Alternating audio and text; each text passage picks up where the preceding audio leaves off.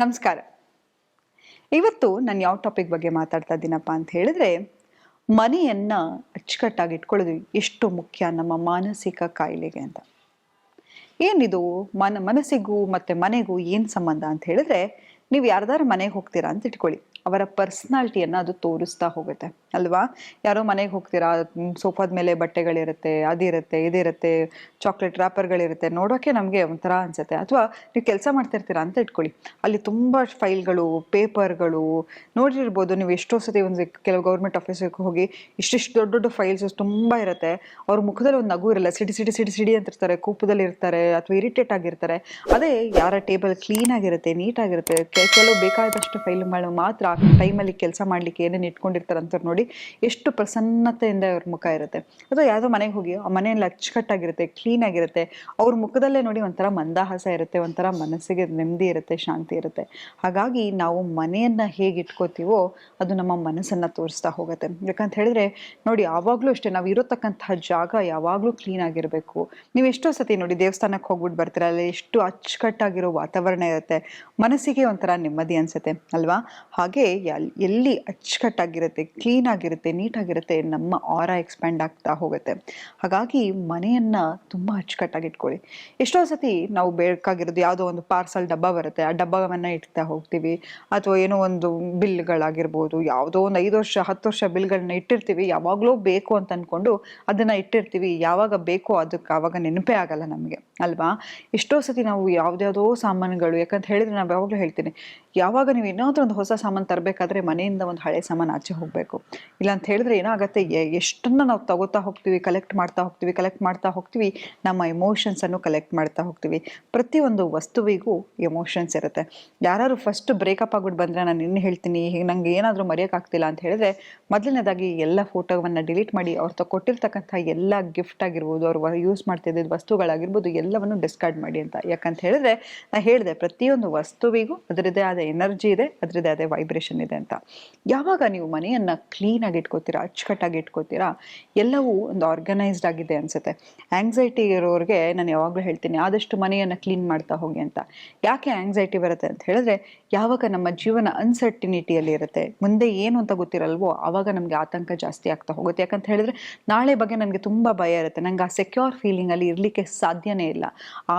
ಹಂಗಿರುವಾಗ ಮನೆಯನ್ನ ನಾವು ಯಾವಾಗ ಕ್ಲೀನ್ ಮಾಡ್ತಾ ಹೋಗ್ತೀವೋ, ನಮ್ಮ ಕೈಯಲ್ಲಿ ಏನೋ ಒಂದು ಕಂಟ್ರೋಲಲ್ಲಿ ಇದೆ ಅಂತ ಅನ್ಸುತ್ತೆ, ಒಂದು ಸರ್ಟನಿಟಿ ಇದೆ ಅಂತ ಅನ್ಸುತ್ತೆ. ಹಾಗಾಗಿ ಮನೆಯನ್ನ ಕ್ಲೀನ್ ಮಾಡೋದು ಕೂಡ ಒಂದು ಹವ್ಯಾಸ ಆಗತ್ತೆ. ಯಾಕಂತ ಹೇಳಿದ್ರೆ ನಾವು ಎಷ್ಟು ಅಚ್ಚುಕಟ್ಟಾಗಿ ಮನೆಯನ್ನ ಇಟ್ಕೋತೀವೋ, ನಾವು ಇರೋತಕ್ಕಂತಹ ಜಾಗ ಇದೆಯಲ್ವಾ, ಅದು ನಮ್ಮನ್ನ ರೆಪ್ರೆಸೆಂಟ್ ಮಾಡ್ತಾ ಹೋಗುತ್ತೆ. ಇವತ್ತು ನೀವು ನಮ್ಮ ಮನೆಗೆ ಬಂದ್ರೆ ನನ್ನ ಪರ್ಸ್ನಾಲಿಟಿಯನ್ನ ಎಕ್ಸ್ಟೆನ್ಷನ್ ಅನ್ನ ನೋಡ್ತೀರಾ ಅಲ್ವಾ? ಸೊ ಹಾಗಾಗಿ ಒಬ್ಬ ವ್ಯಕ್ತಿ ಹೇಗಪ್ಪ ಅಂತ ಅಳಿಯೋದಕ್ಕೆ ಆತನ ಮನೆ, ಅಡಿಗೆ ಮನೆ, ಬಚ್ಚಲು ಮನೆ ನೋಡಿದ್ರೆ ಆತ ಏನು ಅಂತ ನಿಮಗೆ ಗೊತ್ತಾಗ್ಬಿಡುತ್ತೆ. ಹಾಗಾಗಿ ಮನೆಯನ್ನ ಅಚ್ಚುಕಟ್ಟಾಗಿ ಇಟ್ಕೊಳ್ಳೋದನ್ನ ಕಲೀರಿ. ಪ್ರತಿ ಸಂಡೇ ನಿಮ್ಗೊಂದು ಹೋಮ್ವರ್ಕ್ ಕೊಡ್ತೀನಿ. ಏನಪ್ಪಾ ಅಂತ ಹೇಳಿದ್ರೆ, ನಿಮ್ಮ ಮನೆಯಲ್ಲಿರ್ತಕ್ಕಂತಹ ವಸ್ತು ಯಾವುದಾದ್ರೂ ಒಂದು ಜಾಗ, ಒಂದು ದಿನ ಒಂದು ಸಂಡೇ ಹಾಲನ್ನು ತಗೊಳ್ಳಿ, ಇನ್ನೊಂದು ಸಂಡೇ ರೂಮನ್ನು ತಗೊಳ್ಳಿ, ಇನ್ನೊಂದು ಸಂಡೇ ಕಿಚನ್ ಅಂತ ತಗೊಳ್ಳಿ. ನನ್ನ ಹೆಂಡತಿ ಮಾಡ್ತಾಳೆ, ನನ್ನ ಮಕ್ಕಳು ಮಾಡ್ತಾರೆ, ಅಥವಾ ನನ್ನ ತಾಯಿ ಮಾಡ್ತಾರೆ ಅಂತಲ್ಲ, ನೀವೇ ಆ ಜವಾಬ್ದಾರಿ ತಗೊಳ್ಳಿ. ನೋಡಿ, ಕೆಲಸ ಮಾಡೋಕ್ಕೆ ಯಾವ ಜೆಂಡರ್ ಆದ್ರೆ ಏನು ಅಲ್ವಾ? ನಾವು ಮನಸ್ಥಿತಿಯನ್ನು ನಾವು ನೆಮ್ಮದಿಯಾಗಿ ಇಟ್ಕೋಬೇಕು ಅಂತ ಹೇಳಿದ್ರೆ, ನಾವು ಇರ್ತಕ್ಕಂಥ ಜಾಗ, ಆಫೀಸ್ ಆಗಿರ್ಲಿ, ಮನೆ ಆಗಿರ್ಲಿ, ಎಲ್ಲೇ ಇರಲಿ, ನಾವು ಕ್ಲೀನಾಗಿ ಇಟ್ಕೋಬೇಕು. ನಾವು ನೋಡ್ಬಿಟ್ಟು ಅನ್ಕೋತೀವಿ, ಅಬ್ಬಾ ನಮ್ಮ ದೇಶ ಯಾಕೆ ಇಷ್ಟೊಂದು ಗಲೀಜಾಗಿದ್ದಾರೆ, ಜನ ಯಾಕೆ ಇಷ್ಟು ಗಲೀಜಾಗಿದ್ದಾರೆ. ಫಸ್ಟ್ ನಾವು ಕ್ಲೀನ್ ಆಗಿದ್ರೆ ನಮ್ಮನ್ನು ನೋಡಿ 10 ಜನ ಕ್ಲೀನ್ ಆಗಿರೋದನ್ನ ಕಲಿತಾರೆ. ಹಾಗಾಗಿ ಮೊದಲನೇದಾಗಿ ಏನು ಮಾಡಿ ಅಂತ ಹೇಳಿದ್ರೆ, ಪ್ರತಿ ಭಾನುವಾರ ಆಯ್ತಾ, ಯಾವುದು ಬೇಡದ ವಸ್ತುಗಳಿರುತ್ತೆ ನಿಮ್ಮ ಕಬೋರ್ಡಲ್ಲಿ ಇರ್ಬೋದು, ಹಳೆ ಬಟ್ಟೆಗಳು ಇನ್ಯಾವುದು ನಾನು ಉಪಯೋಗಿಸಲ್ಲಪ್ಪ ಅಂತ ಹೇಳಿದಾಗ ಲೆಟ್ ಗೋ ಮಾಡಿಬಿಡಿ ಅಂತ ಹೇಳಿದ್ರೆ, ಡಿಸ್ಕಾರ್ಡ್ ಮಾಡಿಬಿಡಿ. ಆ ಬಟ್ಟೆಗಳಾಗಿರ್ಬೋದು ಅಥವಾ ಏನೇ ಒಂದು ನಿಮಗೆ ನಾನು ಇನ್ನು ಇದನ್ನು ಉಪಯೋಗಿಸಲ್ಲ, ಇದರ ಅವಶ್ಯಕತೆ ನನಗಿಲ್ಲ ಅಂತ ಯಾವುದು ಅನ್ಸತ್ತಾ ಹೋಗುತ್ತೋ ಅದನ್ನೆಲ್ಲವನ್ನು ಕೊಡ್ತಾ ಹೋಗಿ. ಯಾವಾಗ ನೀವು ಕೊಡ್ತೀರಾ, ಹಳೆ ಎನರ್ಜಿಯನ್ನು ಕಳಿಸ್ತೀರಾ, ಹೊಸ ಎನರ್ಜಿಯನ್ನು ವೆಲ್ಕಮ್ ಮಾಡ್ತೀರಾ. ಈಗ ಒಂದು ಡಬ್ಬ ತಗೊಳ್ಳೋಣ, ಆ ಡಬ್ಬ ತುಂಬ ಸಾಮಾನ್ಯ ಇದೆ ಅಂತ ತಗೊಳ್ಳೋಣ.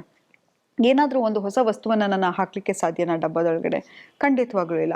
ಯಾವಾಗ ಆ ಬೇಡದ ವಸ್ತುಗಳನ್ನು ತೆಗಿತಿರೋ, ನಮ್ಮ ಜೀವನದಲ್ಲೂ ಕೂಡ ಹೊಸ ಎನರ್ಜಿ, ಹೊಸ ಆಪರ್ಚುನಿಟೀಸನ್ನು ನಾವು ವೆಲ್ಕಮ್ ಮಾಡ್ತಾ ಹೋಗ್ತೀವಿ. ಯಾವಾಗ ಯಾವುದೂ ಇಲ್ಲ ಅಂತ ಹೇಳಿದಾಗ ಸ್ಟ್ಯಾಗ್ನೆಂಟ್ ಆಗಿಬಿಡುತ್ತೆ, ನಿಂತ ನೀರು ಥರ ನಮ್ಮ ಜೀವನ ಆಗ್ಬಿಡುತ್ತೆ. ಹಾಗಾಗಿ ನಮ್ಮ ಜೀವನದಲ್ಲಿ ಬದಲಾವಣೆ ಇರಬೇಕು ಅಂತ ಹೇಳಿದ್ರೆ, ನಾವು ನಮ್ಮ ಮನೆಯನ್ನು ಅಚ್ಚುಕಟ್ಟಾಗಿ ಇಟ್ಕೋಬೇಕು. ಯಾವಾಗಲೂ ಅಷ್ಟೇ, ಮನೆಯಲ್ಲಿ ಏನಾದರೂ ಒಂದು ಆಯಿತಾ, ಯಾವುದೇ ಧರ್ಮದಾಗಿರಲಿ, ಸ್ಪಿರಿಚುಯಾಲಿಟಿ ಕಡೆ ಹೋಗ್ತಾ ಹೋಗಿ. ನಾವು ಎಷ್ಟೋ ಸತಿ ಅನ್ಕೋತೀವಿ, 70 ವರ್ಷ 80 ವರ್ಷ ಆದಮೇಲೆ ನಾವು ದೇವ್ರ ಕಡೆ ಹೋಗಬೇಕು, 60 ವರ್ಷ ಆದಮೇಲೆ ಈಗ ನನಗೆ ಯೌವನ ಇದೆ, ಪಾರ್ಟಿ ಮಾಡಬೇಕು ಅಂತಲ್ಲ. ನೋಡಿ, ನಮ್ಮ ಸ್ಪಿರಿಚುಯಾಲಿಟಿ ಏನು ಮನುಷ್ಯನಿಗೆ ಕಳಿಸುತ್ತೆ ಅಂತ ಹೇಳಿದ್ರೆ, ತೇನ ವಿನ ತೃಣಮಪಿ ನಾಚರಂತಿ ಅಂತ ಹೇಳ್ತಾರೆ. ನೋಡ್ರಿ, ನಾವು ಇವತ್ತೆಲ್ಲ ಕೂತಿದ್ದೀನಿ, ನಾನು ನಿನ್ನ ಮುಂದೆ ಕೂತಿದ್ದೀನಿ, ಮಾತಾಡ್ತಾ ಇದ್ದೀನಿ, ಅಥವಾ ನೀವು ಇದ್ದೀರಾ, ಮತ್ತೊಬ್ರು ಇದ್ದಾರೆ ಅಂತ ಹೇಳಿದ್ರೆ ಖಂಡಿತವಾಗ್ಲೂ ಒಂದು ಕ್ರಿಯೇಟರ್ ಇದ್ದೇ ಇದ್ದಾರೆ ಅಲ್ವಾ? ಹಾಗಾಗಿ ಯಾವಾಗ ನಾವು ಆ ಸ್ಪಿರಿಚುಯಾಲಿಟಿ, ಯಾಕಂತ ಹೇಳಿದ್ರೆ ಯಾವಾಗ ನಮಗೆ ಎಂಥದೇ ಒಂದು ಪರಿಸ್ಥಿತಿ ಬರಲಿ, ಎಂಥದೇ ನನಗೆ ಲೈಫಲ್ಲಿ ಏನೇ ಒಂದು ತೊಂದರೆ ಆಗ್ತಿದೆ ಅಂತ ಹೇಳಿದ್ರು, ಆತ ಇದ್ದಾನೆ ಅನ್ನೋ ಒಂದು ನಂಬಿಕೆಯಲ್ಲಿ ನನ್ನ ಜೀವನವನ್ನು ನಡೆಸ್ಕೊಂಡು ಹೋಗ್ತೀವಿ. ಯಾವಾಗ ನಮ್ಮ ಜೀವನದಲ್ಲಿ ಒಂದು ಆಶಯ ಇಲ್ಲ, ಹೋಪ್ ಇಲ್ಲ ಅಂದಾಗ ನಾವು ನಿರಾಶೆಗೆ ಒಳಗಾಗ್ತೀವಿ, ಅಸಹಾಯಕರಾಗ್ಬಿಡ್ತೀವಿ. ಯಾವಾಗ ನನ್ನ ಹಿಂದೆ ಭಗವಂತ ಇದ್ದಾನೆ, ನನಗೆ ದೈವಶಕ್ತಿ ಇದೆ ಅಂತ ಅನ್ಸುತ್ತೆ, ಯಾರು ನಿಮಗೆ ಕೆಟ್ಟದ್ದು ಮಾಡೋಕ್ಕಾಗಲ್ಲ. ಯಾವಾಗಲೂ ಒಂದೋ ಒಂದು ಪರಿಸ್ಥಿತಿಯಲ್ಲಿ ಯಾರೋ ನಿಮ್ಮನ್ನ ಕರ್ಕೊಂಡು ಬಂದ್ಬಿಡ್ತಾರೆ, ಅಥವಾ ಯಾವ್ದ್ರಲ್ಲೋ ಬಚಾವಾಗ್ಬಿಡ್ತಾರೆ. ಎಷ್ಟೋ ಸತಿ ನಿಮ್ಮ ಜೀವನದಲ್ಲಿ ಆಗಿರುತ್ತೆ. ನಾವು ಪೂಜೆ ಮಾಡಿಲ್ಲ ಅಂತ ಹೇಳಿದ್ರು ನಮ್ಮ ತಂದೆ ತಾಯಿಗಳು ಮಾಡಿರ್ತಕ್ಕಂಥ ಪುಣ್ಯ ಆಗಿರ್ಬೋದು, ಪೂಜೆ ಆಗಿರ್ಬೋದು, ಪುನಸ್ಕಾರ ಆಗಿರ್ಬೋದು, ಅದು ನಮ್ಮನ್ನ ಕಾಪಾಡ್ತಾ ಹೋಗುತ್ತೆ. ಹಾಗಾಗಿ ದಯವಿಟ್ಟು ಬೆಳಗ್ಗೆ ಎದ್ದ ಕೂಡಲೇ ಯಾವುದಾದ್ರೂ ಒಂದು ದೇವರ ಹಾಡಾಗಿರ್ಬೋದು, ಅಥವಾ ನೀವು ಯಾವುದೇ ಧರ್ಮದಾಗಿರ್ಬೋದು, ಆ ಸ್ಪಿರಿಚುಯಾಲಿಟಿ ನಿಮ್ಮ ಮನೆಯಲ್ಲಿ ಹೋಗ್ತಾ ಇರಲಿ. ಎಷ್ಟೋ ಸತಿ ಆ ಎನರ್ಜಿನೇ ಚೇಂಜ್ ಆಗಿಬಿಡುತ್ತೆ. ನಾನು ನಮ್ಮ ಮನೆಯಲ್ಲಿ ಹನುಮಾನ್ ಚಾಲೀಸ್ ಹಾಕೋದಾಗಿರ್ಬೋದು, ಅಥವಾ ಬುದ್ಧಂ ಶರಣಂ ಗಚ್ಚಾಮಿ ಹಾಕೋದಾಗಿರ್ಬೋದು, ಈ ಥರದನ್ನು ಮಾಡ್ತಾ ಇರ್ತೀನಿ. ಎಷ್ಟೋ ಸತಿ ನಮ್ಮ ಮನೆಗೆ ಬಂದವರು ಹೇಳಿದ್ದಾರೆ, ನಿಮ್ಮ ಮನೆಯಲ್ಲಿ ವೈಬ್ರೇಷನ್ ಇದೆ ಅಂತ. ನಾವು ಏನನ್ನೂ ಮಾಡಬೇಕಾಗಿಲ್ಲ, ಯಾವ ಹೋಮ ಮಾಡಬೇಕಾಗಿಲ್ಲ, ಹವನ ಮಾಡಬೇಕಾಗಿಲ್ಲ. ಮನೆಯಲ್ಲಿ ನಗ್ತಾ ನಗ್ತಾ ಇದ್ರೆ, ಶಾಂತಿಯಿಂದ ಮಾತಾಡ್ತಾ ಇದ್ರೆ, ಪ್ರೀತಿಯಿಂದ ಮಾತಾಡ್ತಾ ಇದ್ರೆ, ಆ ಮನೆ ವೈಬ್ರೇಷನ್ನೇ ಚೇಂಜ್ ಆಗ್ತಾ ಹೋಗುತ್ತೆ. ಹಾಗಾಗಿ ನಿಮ್ಮ ಮನೆಯನ್ನು ಅಚ್ಚುಕಟ್ಟಾಗಿ ಇಟ್ಕೊಳ್ಳಿ. ಪ್ರತಿ ವಾರ ಒಂದು ಟಾಸ್ಕ್ ಅನ್ನು ತಗೊಳ್ಳಿ, ಕ್ಲೀನ್ ಮಾಡಿ. ನೀವೇ ನೋಡಿ, ಎಷ್ಟೋ ಒಂದು ಆರ್ಗನೈಸ್ಡ್ ಆಗಿ, ನಾವು ಯಾವಾಗ ಆರ್ಗನೈಸ್ಡ್ ಆಗಿರ್ತೀವೋ ಆಗ ನಮ್ಮ ಮನಸ್ಥಿತಿ ಕೂಡ ತುಂಬನೇ ಒಂದು ಒಳ್ಳೆ ಹುಮ್ಮಸ್ಸಲ್ಲಿ ಇರ್ತೀವಿ ಅಂತ ಹೇಳ್ತಾ ಇವತ್ತಿನ ಸಂಚಿಕೆಯನ್ನು ನಾನು ಮುಕ್ತಾಯಗೊಳಿಸಿದ್ದೀನಿ. ಧನ್ಯವಾದಗಳು.